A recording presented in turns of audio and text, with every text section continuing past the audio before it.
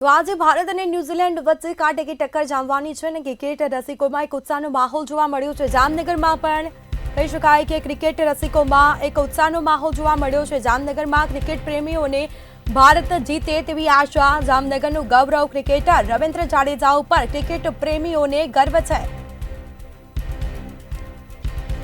તો ક્રિકેટ પ્રેમીઓને ભારત જીતે તેવી આશા।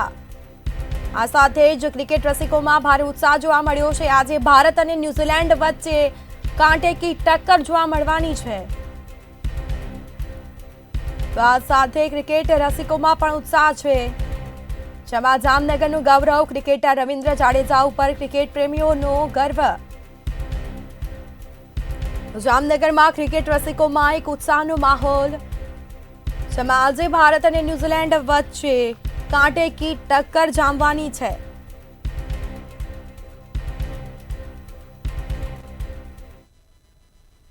ભારત અને ન્યુઝીલેન્ડ વચ્ચેનો જે આખરી આજે ચેમ્પિયનશિપ ટ્રોફીનો જે મેચ રમાશે, તો જામનગરના જે ક્રિકેટ પ્રેમીઓ છે તેમની સાથે વાત કરીએ કે હાલ આજે ભારત અને ન્યુઝીલેન્ડ વચ્ચેનો જે ફાઇનલ ટ્રોફી કહી શકાય કે જીતનો જશ્ન મનાવવામાં આવશે, તો આપની શું આશા છે અને જે ભારત અને ન્યુઝીલેન્ડ વચ્ચેનો આજે આખરી મેચ છે?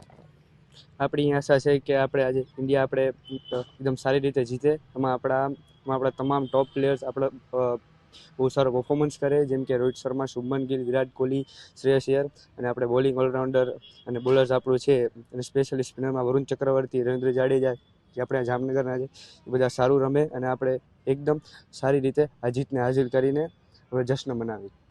કઈ રીતના મેચને જોશો? જે ભારત અને ન્યુઝીલેન્ડ વચ્ચેનો મેચ છે અને જામનગરના ક્રિકેટર રવિન્દ્ર જાડેજા પણ તેમાં છે, એમાં છે એવું કે અમને બહુ ગર્વ છે કે આપણા અહીંયા જામનગરના પ્લેયર્સ, તમામ પ્લેયર અહીંયા રમે છે અને એ ચેમ્પિયન્સ ટ્રોફીમાં ફાઇનલમાં એ બહુ સારો પરફોર્મન્સ કરશે, એ અમારી અપેક્ષા છે। શું કહેશો આપ આજ ફાઇનલ જે મેચ છે તેમાં?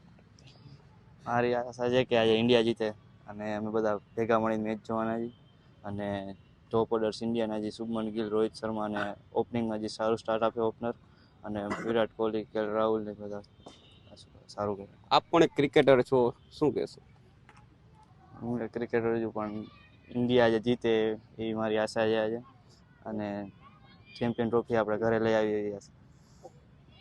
શું કહેશો જે ન્યુઝીલેન્ડ અને ભારતનો જે મેચ છે, તો ખાસ કરીને જે ભારતના જે ક્રિકેટ પ્રેમીઓ તમે કહી શકાય, જે આપ પ્રેક્ટિસ કરો છો, તો શું કહેશો?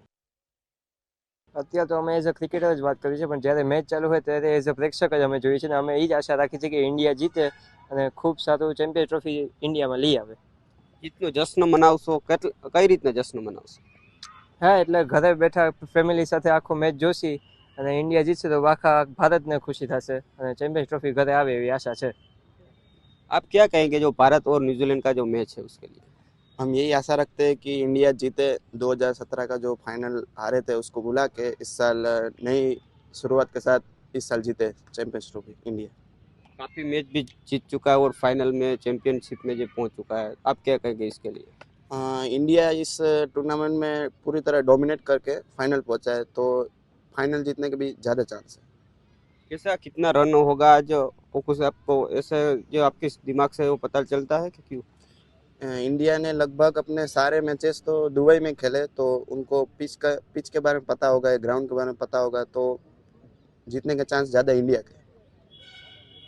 તો ખાસ કરીને જે જામનગરના ક્રિકેટર પ્રેમીઓ છે અને ક્રિકેટની પ્રેક્ટિસ કરતા જે વિદ્યાર્થીઓ છે, તે ખાસ કરીને જામનગરના જે ક્રિકેટ સ્ટેડિયમથી જે રવિન્દ્ર જે જાડેજા છે તે તૈયાર થઈ અને જે ફાઇનલ આજે જે ક્રિકેટ મેચ રમાઈ રહ્યું છે તેમાં પણ રમે છે અને હાલ જામનગરનું ગર્વ કહી શકાય કે જે જાડેજા છે તે જામનગરના વતની અને જે આજે ક્રિકેટમાં ફાઇનલ તેમની જે છે તે બતાવી અને જે ભારતને જશ્ન મનાવશે। સાગર સંઘાણી, મંત્રી ન્યૂઝ, જામનગર।